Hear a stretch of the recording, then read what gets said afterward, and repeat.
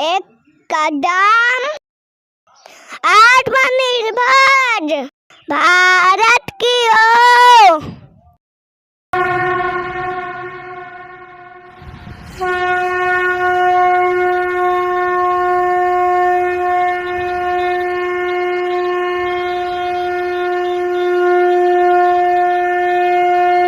नमस्कार विद्यार्थियों, आज हम इंग्लिश के पार्ट 6 की शुरुआत करते हैं। जब वाक्य में प्रश्नसूचक शब्द के साथ नहीं भी लगा हो तब हम इंग्लिश का अनुवाद कैसे करेंगे प्रेजेंट इंडेफिनिट में। मतलब इंट्रोगेटिव सेंटेंस का तीसरा पार्ट हम लेके आ जाए हैं। Present indefinite tense interrogative sentence type 3, ये लास्ट टाइप है इंट्रोगेटिव का। इसके नियम देख लेते हैं पहले। रूल फर्स्ट, ही सीट तथा एक वचन कर्ता के साथ डस तथा कर्ता के बाद नॉट का प्रयोग किया जाता है। आगे हम देखते हैं सेकेंड रूल में क्या कहते हैं। आई वी यू दे तथा बहुवचन कर्ता के साथ डू तथा कर्ता के बाद नॉट का प्रयोग किया जाता है। एक बार मैं रिपीट कर देता हूँ। रूल सेकंड है, आई वी यू दे तथा बहुवचन कर्ता के साथ डू तथा कर्ता के बाद नॉट का प्रयोग किया जाता है। इस सेंटेंस में नॉट और प्रश्नसूचक शब्द दोनों आएंगे। स्ट्रक्चर समझ लेते हैं। क्वेश्चन वर्ड को क्यू से डिनोट करते हैं, प्लस डू या डज नॉट का प्रयोग करेंगे, इसे हेल्पिंग वर्ब कहते हैं। एचबी सब्जेक्ट फिर इस्तेमाल करेंगे, फिर नॉट लगाएंगे, फिर मेन वर्ब, फिर ऑब्जेक्ट, फिर अदर चीज़ें हम लिखते हैं। ध्यान रखना है कि नीचे अगर हम उदाहरण बताऊं तो क्यू का मतलब क्वेश्चन वर्ड समझना। Helping verb HB subject S से डिनोट करेंगे, नॉट और वर्ब को बी से, ऑब्जेक्ट को ओ से लिखेंगे हम। उदाहरण करते समय ये ध्यान रखना, तभी समझने में आसानी होगी। आगे देखते हैं उदाहरण में पहला उदाहरण हम समझते हैं। पहला उदाहरण ये रहा आपके सामने। वह क्यों गाना नहीं गाती?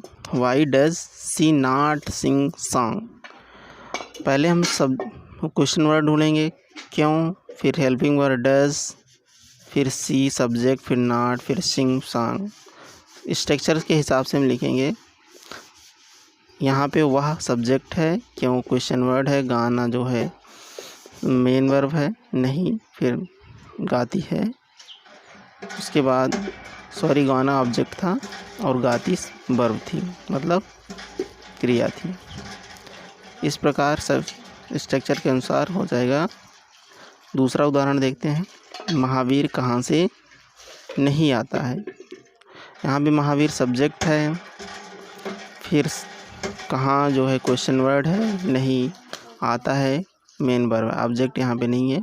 तो सबसे पहले हम लिखेंगे क्वेश्चन वर्ड वेयर, फिर डज हेल्पिंग वर्ब का प्रयोग करेंगे, फिर सब्जेक्ट का प्रयोग है महावीर नॉट कम, मतलब where does Mahavir not come, Mahavir कहाँ से नहीं आता है।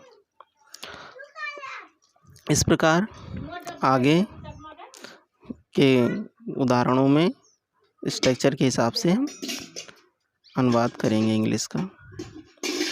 फिर आगे हम देखते हैं अगला उदाहरण। ये आपके सामने आ रहा है। पहाड़ से बर्फ़ क्यों नहीं गिरती है। यहाँ पे सब्जेक्ट सबसे पहले हम ढूंढेंगे बर्फ़, मतलब काम कौन कर रहा है, बर्फ़, गिरने का काम हो रहा है, इसलिए बर्फ़ गिरती है, वर्ब हो जाएगी मेन वर्ब, और नाउन है यहाँ पे हिल, मतलब पहाड़। तो सबसे पहले क्वेश्चन वर्ड ढूंढेंगे क्यों, मतलब वाई मतलब क्यों, फिर डज का प्रयोग करेंगे सहायक क्रिया हेल्पिंग वर्ब, फिर आइस सब्जेक्ट हो जाएगा, फिर नॉट का प्रयोग करेंगे। इस प्रकार अगला उदाहरण है। मैं कैसे राम से नहीं मिल पाता है। मैं कैसे राम से मिल नहीं पाता है, होना चाहिए यहाँ पे, मिस्टेक हो गया लिखने में। How do I not meet from Ram. Question word helping verb, फिर सहायक सब्जेक्ट, फिर मेन वर्ब, फिर नाउन, बीच में फ्रॉम जो है प्रीपोजिशन का प्रयोग किया गया है। तो सबसे पहले हो जाएगा how do I not meet from Ram. Structure के हिसाब से हम वाक्य का अनुवाद करते रहेंगे आगे। तो हाउ जो है ये कैसे की मीनिंग है, मैंने इसके पहले बताया है कि क्वेश्चन वर्ड का इंग्लिश में क्या कौन होता है। हमारे कहने से तुम क्यों नहीं पढ़ते हो। तो why do you not read of our tale. Why जो है, वाई मतलब क्यों होता है, तो सबसे पहले क्वेश्चन वर्ड क्यों आएगा, फिर सहायक क्रिया डू आएगा, वाई क्योंकि सब्जेक्ट यू है, यू के साथ डू का प्रयोग करते हैं, फिर नॉट लिखेंगे, फिर वर्ब लगाएंगे रीड, रीड माने पढ़ना, फिर आवर मतलब ऑफ, आवर टेल, ऑफ जो है प्रीपोजिशन है, आवर टेल अदर चीज़ें हैं, मतलब नाउन प्रोनाउन एडजेक्टिव एडवर्ब ये सब प्रयोग होती हैं। मैं आगे इसको समझाऊंगा टेंस पढ़ाने के बाद। तो why do you not read of our tale, हमारे कहने से तुम क्यों नहीं पढ़ते हो। अगला उदाहरण हम समझते हैं। तुम अपने माता पिता को प्रतिदिन क्यों नहीं जानते हो, तो why do you not know your parents daily. तो सबसे पहले यहाँ पे क्वेश्चन वर्ड ढूंढेंगे, फिर do helping verb, you subject हो जाएगा, फिर नॉट का प्रयोग करेंगे, फिर नो मतलब वर्ब, योर पेरेंट मतलब ये ऑब्जेक्ट हो जाएगा, डेली अदर चीज़ है मतलब प्रतिदिन के लिए डेली का प्रयोग करेंगे।